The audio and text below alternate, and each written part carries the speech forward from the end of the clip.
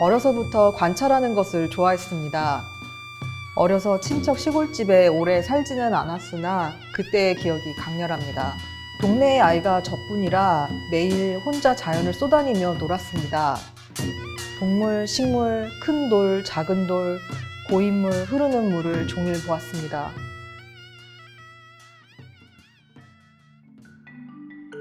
지금 이 시각을 설명하자면 종으로든 당장의 개체든 살아남는다는 것에 공통 목표를 가진 저들이 왜 각자 다른 방법을 선택했을까?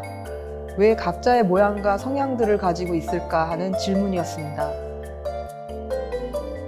나무는 오래 살아서 좋겠지만 못 움직이고 있으니까 심심하겠다. 고양이는 혼자 다니는데 왜 개미는 같이 살까? 저 큰 돌은 모래가 되기 전에 어디까지를 나라고 부를까? 이런 식의 궁금증이었습니다. 이런 시각을 가진 아이가 자라나면서 들었던 생각은 그 중에서도 사람은 너무나도 도드라지고 복잡한 특징을 갖고 있어서 이상하다고 생각했습니다. 지구상에서 가장 지배적인 동물이면서 동시에 저를 둘러싸고 있는 사람에게서 눈을 뗄 수 없었습니다.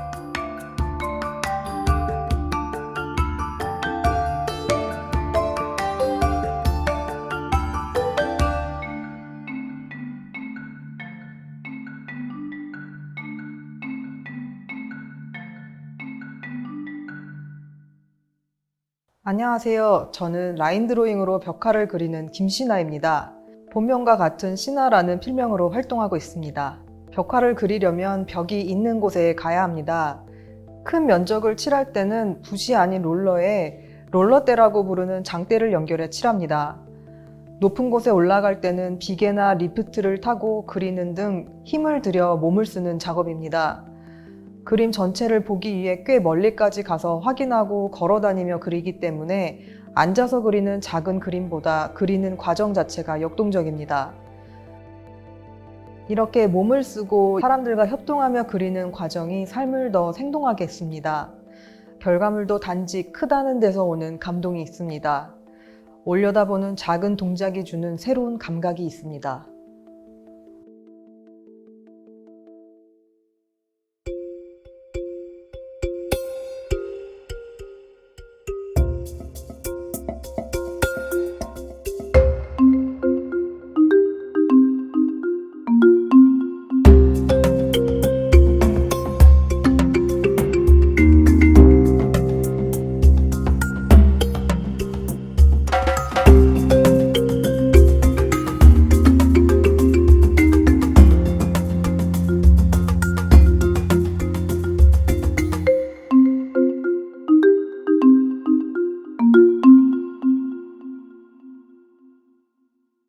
시작은 공간이 평면처럼 보이는 착시미술의 일환이었습니다. 그러다 공간을 평면으로, 색을 무채색으로, 면 대신 선으로 모든 요소가 다운그레이드 되어 있는 것이 더 나아가 경쟁하려 업그레이드된 요소와 대조되었습니다. 이는 경쟁하고 싶지 않고 기초적인 요소들로 성실하게 살고 싶은 제 삶의 태도와 비슷해서 제 재료로 취하게 되었습니다. 흰 종이에 검은 펜으로 끄적인 경험은 누구나 있을 것입니다. 가장 보편적인 이 이미지는 공간으로 확장되고 사람이 들어가 있을 때 생경한 경험을 줍니다. 색이 많은 입체인 사람과 대조되어 완성되는 이런 방식이 작품과 사람을 분리시키면서도 통합합니다. 저는 작품을 제작할 때 이미지보다 글로 먼저 시작합니다. 저만 알아볼 산만한 글이지만 글을 쓰고 나면 그 요소와 정서들에 대한 이미지는 자연스럽게 따라옵니다. 이미지와 요소가 키워드로 정해지면 공간에서의 레이아웃을 정합니다.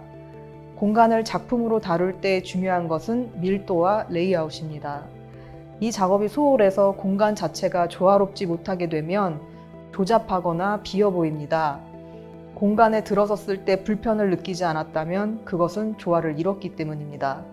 레이아웃까지 정하고 나면 그림의 요소들은 자연스럽게 제 자리를 찾게 됩니다.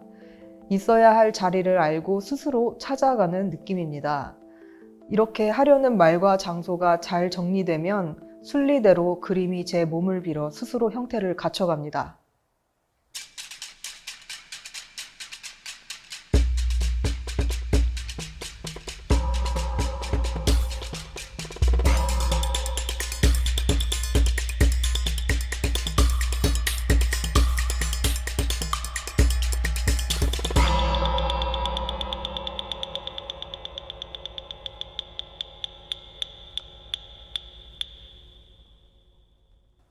사회 구성원의 일부로서 살면서 관찰을 해도 끝나지 않는 복잡한 규칙이 있었습니다. 진화의 방향은 그 종의 목적을 분명하게 하기 위해 이렇게 육체적, 본능적 상과 벌을 동시에 줘서 꼭 그 의도한 길로 가게 합니다. 그 의도한 길, 이 규칙을 통칭하자면 사회화였습니다. 저는 작업 활동을 시작한 학부 때부터 사회화에 대해 이야기를 하고 있습니다. 정확히는 사회화를 바라보는 저의 시각 변천사입니다.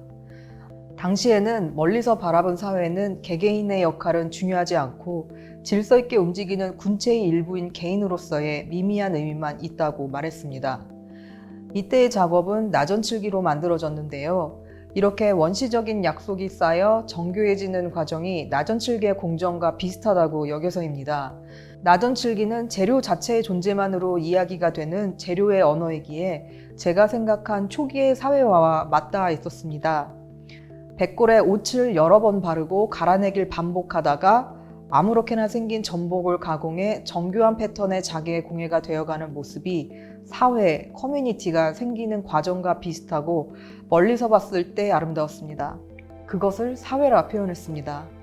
그래도 사회는 개인의 합이다 라는 이야기를 하고 싶어졌습니다.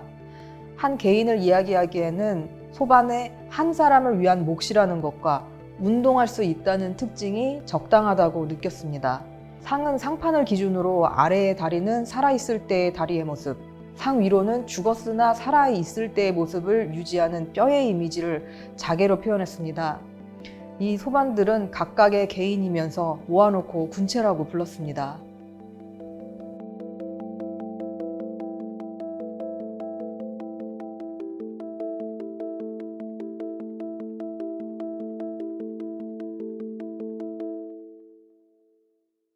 세계의 벽화 전시를 통해 사회화에 대한 제 시각의 변천사에 대해 이야기했습니다. 첫 번째 벽화 전시에서는 제가 사회 속의 개체로서 느끼는 군체에 온전히 섞여들지 못했다는 열등감과 공포를 반얀트리와 화분 속의 식물로 대조해 나타냈습니다.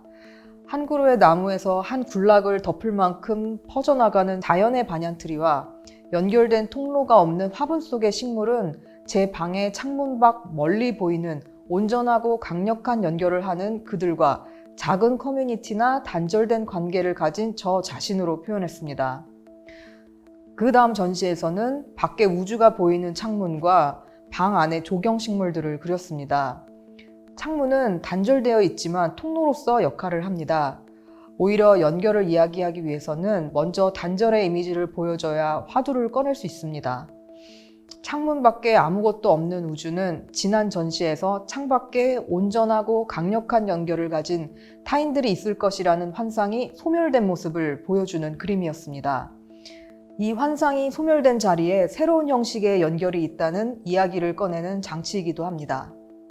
세 번째 전시에서는 과거부터 사람들이 시행착오를 거치며 쌓아온 약속들로 이루어진 사회화의 요소들을 가로로 긴 벽면에 그려 연대표처럼 연출했습니다. 시간 순서를 왼쪽에서 오른쪽으로 펼쳐 오른쪽 벽에는 미래의 모습을 영상으로 표현했습니다. 미래의 모습을 표현한 영상에서는 박스들이 끊임없이 생기고 사라지며 이 박스들을 연결하는 체인들도 함께 생기고 사라지길 반복합니다. 하늘에는 0과 1로 이루어진 바이너리 태양이 끝없이 뜹니다.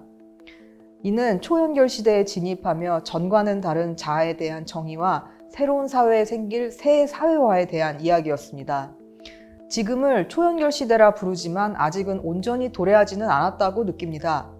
초연결 시대 메타버스에서는 자아는 쉽게 복제, 편집됩니다. 과거의 생애를 거치며 주변 사람들로부터 공인된 그리고 부여된 여러 가지 모습의 특징의 합을 스스로 고유하다고 여겼던 자아와 대조됩니다. 쉽게 복제, 편집된 자아는 고유하지 않습니다. 자아는 실제로 환상이지만 개개인은 가장 중요한 것이라고 착각하며 살아갑니다. 이렇게 고유하지 않은 개인들을 일률적인 박스로 표현했습니다. 사회화를 우리 인간이 살며 성취해야 할 목적으로 여겼던 시각에서 궁극적인 목적은 온전히 연결되는 것이며 사회화는 하나의 수단에 불과했다고 깨닫게 되었습니다.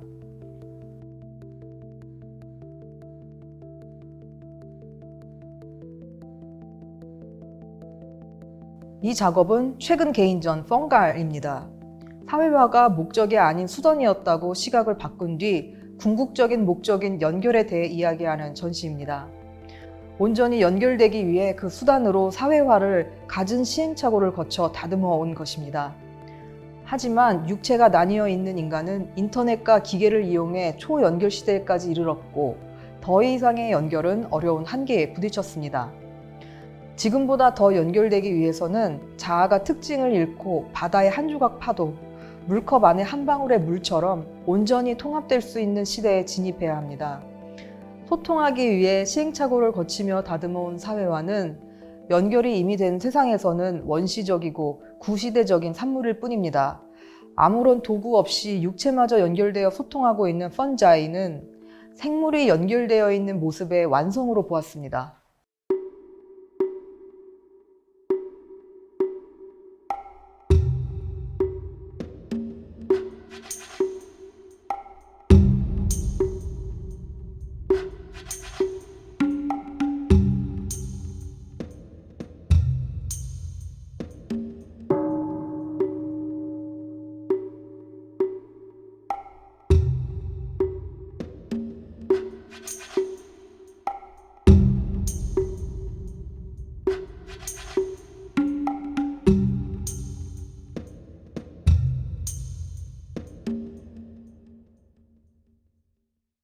연결되어 유기적인 군체가 되는 것이 사람이 가는 방향이라고 말하면서 타인의 관심이 크게 없는 저는 생존 본능이 약한 개체입니다. 한때는 이것이 제 약점이라고 생각했지만 지금은 아닙니다. 그래서 그 열등감이 해소된 이후에는 이런 사안을 다시 다루지 않게 되었습니다. 군체는 계속 자신이 부족하며 주류에 합류하기 위해 애써야 한다는 스트레스를 느끼도록 설계되어 있습니다. 저도 실제로 전혀 단절되어 있지 않고 충분한 관계를 하며 살면서 실체 없는 스트레스를 받아왔다는 것을 알게 되었습니다. 이런 해소가 되었는데도 작업을 하는 이유는 저는 관찰하는 사람으로서 작업을 합니다. 무엇이 옳다거나 어떤 행동을 하자고 주장하지 않습니다. 관찰해보니 내 생각이 어떠했다고 말할 뿐입니다.